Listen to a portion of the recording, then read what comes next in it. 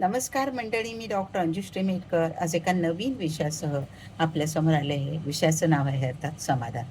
मंडळी, आताचं युग असं आहे की आपल्याला एका क्लिकमध्ये अनंत देशांचं सौंदर्य, कशाला सिमला, कुलू मनालीपासून तर ते लंडन, स्वित्झर्लंड, कुठे अमेरिका, कुठल्याही गोष्टी पटकन आपल्याला ते बर्फवारीचं दर्शन आणि हे सगळं होत असतं. आणि मग आपल्याला वाटतं की ही लोक किती सुखी आहेत ना, यांना मजा बर्फवर हे ते. तर ही लोक खरंच सुखी आहेत का मंडळी, हा फार मोठा प्रश्न आहे. आणि त्याच अनुषंगाने मलाच एक पोस्ट डॉक्टर सुशांत पाटील यांची पोस्ट वाचायला मिळाली आणि तिचाच आज मी उहापोह इथे करणार आहे. की आपल्याला मी म्हटलं तसं की लंडन, अमेरिका, स्वित्झर्लंडचे फोटो पाहून असं वाटतं ना, काय नशिबान आहेत ही लोक. किती बाहेर सुंदर बर्फ पडलाय, किती स्वच्छ सुंदर हवा आहे आणि किती छान आहे सगळं. पण एक डॉक्टर म्हणून माझंही म्हणणं आहे आणि निसर्ग जेव्हा आपण बघतो, निसर्गाचा कोपही बघतो आणि निसर्गाचा आनंदही बघतो, त्यावेळेला एक गोष्ट तुम्हाला नक्कीच लक्षात येते की दुरून डोंगर साजरे ही म्हण इथे तंतोतंत लागू पडते. आज आपण जगातील सगळ्या देशांची हवामान स्थिती आणि आपला भारत देश, आपण किती नशिबाने आहेत बघा मंडळी. की आपल्याकडे खरं तर बघायला गेलं तर उन्हाळा, हिवाळा, पावसाळा 3 ऋतू आहेत आणि मोजून 4-4 महिने 3 ऋतू असतात. आणि आपण त्या पिरियडमध्ये पावसाचा आनंद घेत असतो. त्या पिरियडमध्ये आपण उन्हाळा आपल्याला की बाबा सूर्य नाही आहे, सूर्यदर्शन रोज होत नाही असं काही नाही. आपल्याला रोज सूर्यदर्शन होतं. फक्त हिवाळ्यातलं ऊन हे कोवळं असेल, पण थंडीतलं हिवाळ्यातलं ऊन जे आहे ते अतिशय कोवळं असतं. पण उन्हाळ्यातलं अगदी कडक ऊन ते सुद्धा आपल्याला सोसावं लागतं. तर ह्या सगळ्या परिस्थितींमध्ये आपण तसे नशिबाने आहोत. आणि काय होतं, त्या ट्रॉपिकल रिजनमध्ये त्या हवामानाप्रमाणे ते खाद्यपदार्थ तयार होत असतात, किंवा आपण शेतीतून काढत असतो, नाही का मंडळी. पण आता इथेच बघा, मी तुम्हाला ही गंमत दाखवते की स्वित्झर्लंड जर का तुम्ही बघितलं ना, तर पर्यटनासाठी एकदम सुंदर जागा. म्हणजे इतकं सौंदर्य, सृष्टी सौंदर्य आहे, नेचर्स ब्युटी इतकी क्लास आहे की आपण म्हणू खरंच नशिबाने.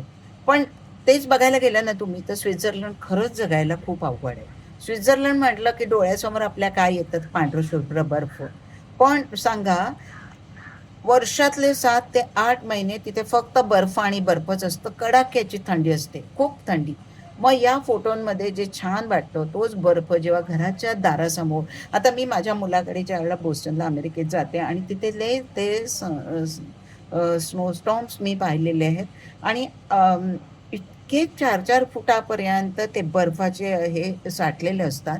त्याला तुम्ही घराबाहेर पडू शकत नाही आणि तो बर्फ काढायला त्यांना किती त्रास होतो. कारवर साठलेला, तावदानांवर साठलेला तो बर्फ किती त्रास देतो, हे आपण बघू शकतो. आणि मग तो काढताना त्यांना किती नाकीनऊ येतात हे पण मी बघितलंय. आता बघा, इथे कसं आहे, थंड हवामान 7 ते 8 महिने स्वित्झर्लंडला. त्यामुळे शेती काय करणार? मग तिथे शेतीचा अभाव. 7-8 महिने सगळी जर का बर्फाच्छादित असतील शिखरं, तर तुम्ही काय त्या जमिनीवर शेती करणार? मग तिथे आपल्यासारखी विविध कडधान्य, विविध फळभाज्या, भाजीपाला हे पिकवणं शक्य आहे का? नाहीच, मुळीच नाही. मग त्यांना बहुतेक अन्नधान्य परदेशातून आयात करावी. युकेचा विचार केला, लंडन सारख्या देशात बघा, सूर्यप्रकाशासाठी हे लोक इतके असुसलेले असतात ना, की त्यांना फक्त थोडासा सूर्य दिसला तर त्यांना खूप आनंद होतो. आपल्यासारखं आहे का हो मंडळी? रोज सकाळी उठलं की ताजं सूर्यदर्शन होतं. रोज रोज आपण सूर्य पाहतो, त्या सूर्याचा आनंद घेतो, त्याची पसरणारी तो लालिमा निसर्गाच्या पटलावर होणारा त्याचा तो किरणांचा खेळ पाहतो. आपण किती नशिबाने, ते उबदार किरण थंडीत आपल्याला किती सुखावं वाटतात ना. पण लंडनच्या हवामानाचा भरोसा कोणी कधीही देऊ शकत नाही. नेहमीच तिथे पाऊस असतो, कधीही पाऊस पडतो. त्यामुळे लोकांना कायम काय आहे, बाहेर जायचं तर छत्री घेऊन बाहेर पडा, हा एक उद्योग लागतो. बरं, पाऊस म्हणावं तर चिंब भिजण्याचा आपल्यासारखा पाऊस असतो, तर तो असतो हाडं गोठवणारा, अक्षरशः खूप ओलावा असणारा असा तो गारवा आणणारा पाऊस आहे.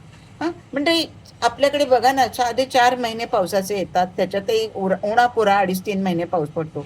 पण तेव्हा ते रेनकोट, छत्री सांभाळताना आपली किती किती आपल्याला त्रास होतो आणि वाटतं काय बाबा, हा पाऊस किती दिवस चालणार आहे, आता बंद व्हावं, बस झालं या पावसाचं. पण ह्या लोकांना मात्र कायम केव्हाही अनप्रेडिक्टेबल पाऊस, केव्हाही केव्हाही पाऊस पडतो. आणि मग तो पाऊस आला की मग त्रेधा तिरपीट होणार ना. आणि तोही अशी असते एक अवस्था की हाडं गोठवणारी थंडी तिथली. आता सूर्यप्रकाश नाही, सूर्यदर्शन नाही म्हटल्यावर व्हिटॅमिन डीचा नक्कीच अभाव होणार. कित्येक दर्शन म्हणजे महिनोन महिने सूर्यदर्शन आहे. तेव्हा तिथल्या लोकांमध्ये तुम्ही पाहता हाडांचे आजार, डिप्रेशन, म्हणजे सूर्य जेव्हा उगवतो ना, तेव्हा बघा ना आपल्या चित्तवृत्ती किती एकदम छान प्रफुल्लित होतात. आपल्याला काहीतरी करण्याची उर्मी येते, काहीतरी करावं, काहीतरी ठेवावं, हा एक वेगळा आहे. कारण सूर्याच्या ह्याच्यात ती एनर्जी तेवढी असते. पण तेच पहा, सतत तुम्हाला जर का सूर्यदर्शन नाही झालं, काळोख पडला, तर तुम्हाला डिप्रेशन येतं. की आपल्याला साधं 3-4 महिने सूर्याचं दर्शन नाही झालं तर आपण किती कंटाळून जातो की बाबा सूर्यच नाहीये, सूर्य दिसायला पाहिजे. ती ऊर्जा सूर्यापासून आपल्याला जी मिळते ती किती वेगळी आहे सांगा ना. तर तिथे त्यामुळे काय आहे, व्हिटॅमिन डीचा अभाव, डिप्रेशन सारख्या आजारपण.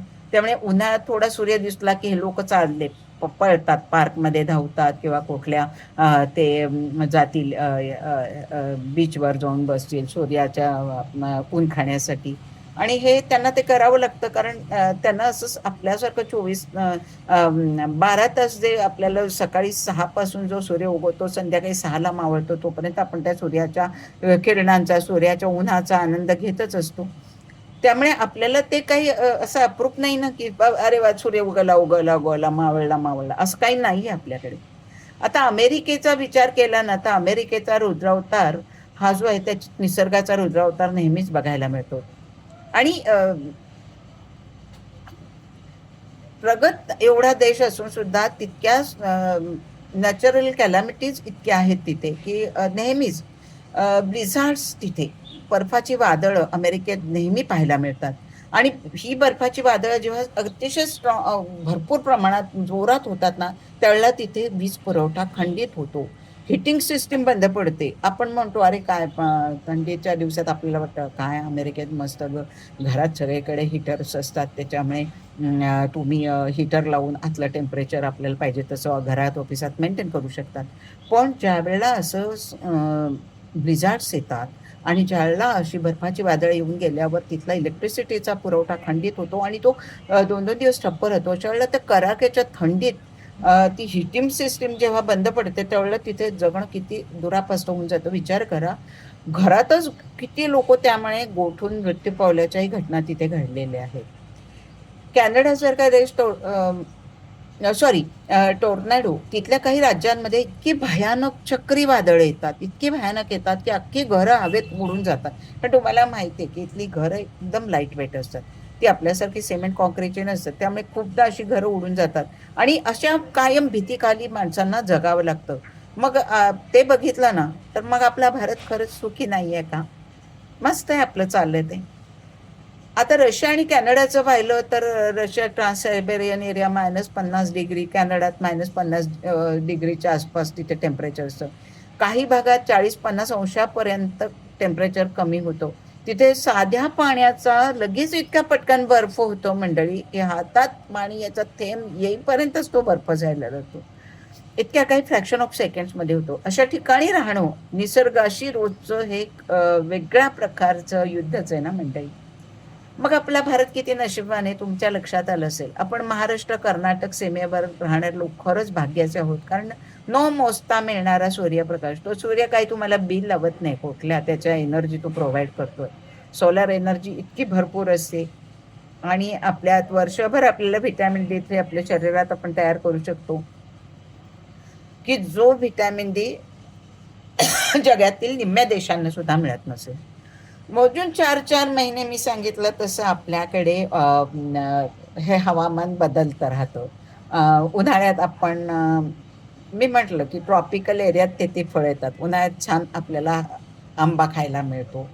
पावसाळ्यात निसर्गाच्या हिरवाईचा आनंद बेधुंद घेता येतो. पावसात चिंब भिजण्याचा आनंद घेता येतो. आपल्याकडे अगदी बारीक पाऊस पडेल, कधी जोरात येईल, कधी संततधार असेल.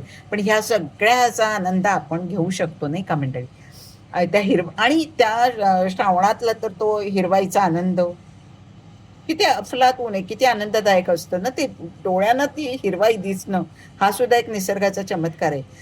त्याच्यावरून मी सांगते की मी ज्या ज्या वेळेला म्हणून डिसेंबर जानेवारीत ह्या बोस्टनला मुलाकडे गेले ना, त्यावेळेला प्रत्येक वेळेला मला हे जाणवलं आहे की झाडांच्या अगदी काड्या काटक्या झालेल्या असतात आणि झाडावर काही नसतं, फक्त ते लाकूड. आणि ते इतकं काय म्हणूया आपण की खूप असं वातावरणात ना तशी निगेटिव्हिटी आल्यासारखे वाटते. ते काड्या काटक्यांच्या सान्निध्यात आपण राहायचंय तर. कारण आपण काय काड्या काटक्या दिसल्या की आपण लगेच ते झाड उपटतो आणि फेकतो. तिथे तसं नाही ना. तिथे बर्फ पडून तुमचा जेव्हा ह्याचा सीझन चालू होतो स्प्रिंगचा किंवा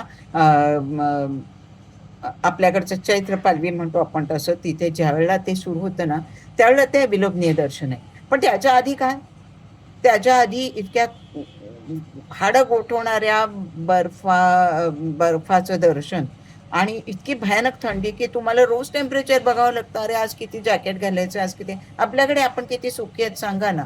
व्हिटॅमिन डी तर भरपूर मिळवतोच आहे आपण, पण प्रत्येक ऋतूप्रमाणे त्या त्या ऋतूचा आनंद. हिवाळ्यात आल्हाददायक वातावरण असतं, आपण ट्रिपा काढतो, बाहेरगावी फिरतो, आपला आनंद घेतो. आपल्याकडे ना रशियासारखा हाडे गोठवणारा बर्फ नाही किंवा दुबईसारखा त्या अंगाची लाही लाही करणारं ते रण नाहीये. हा, त्याच्यामुळे आपलं कसं आहे वातावरण एकदम छान, मध्यम मध्यम, छान छान, सुरेख सुरेख असं आहे. अन्नधान्याची श्रीमंती पाहिली तर हवामानात त्या त्या वर्षातून आपण 3-3 पिकं घेतो. ताज्या भाज्या असतात, ताजी फळं असतात, मिळतात. आणि ही ताज्या भाज्या आणि ताज्या फळं ही मात्र फॉरेन कंट्रीजमध्ये एक लक्झरी समजली पाहिजे. आणि म्हणूनच मी नेहमी सांगेन की जे आपल्याला निसर्गाने स्वतःहून बहाल केलं आहे, ज्याचा आनंद आपल्याला दिला आहे, हा, तर त्याचं आपण समाधान मानायला पाहिजे, नाही का? आणि का नको मानायला? कारण की मला सांगा ना की आपणाला असं आहे का की अगदी बर्फ पडतंय बाहेर, थंडी कोठवणारी, आपण घराबाहेर पडू शकत नाही? अरे आपल्याला पाहिजे तेव्हा आपण घराबाहेर पडू शकतो. आपण म्हटलं ऊन कमी झालं मी बाहेर पडू शकते, थंडीच्या दिवसात मी थोडंसं उन्हातच, कोळ्या उन्हात जाऊन फिरून येऊ शकते. हा जो आपल्याला मजा दिली आहे ना निसर्गाने, फक्त आपल्या भारतासारख्या देशाला. आणि खूप खूप म्हणजे आपण सुखी समजायला पाहिजे या सगळ्या गोष्टींसाठी.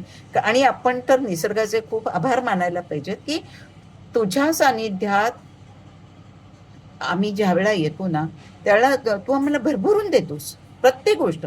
आपल्याकडे सांगा ना, फुलांची किती रेलचेल आहे, फळांची रेलचेल आहे, सगळ्या प्रकारची फळं पिकतात आणि त्या त्या ऋतूनुसार तिथे खाण्यात तो आनंद आपण मिळवू शकतोय.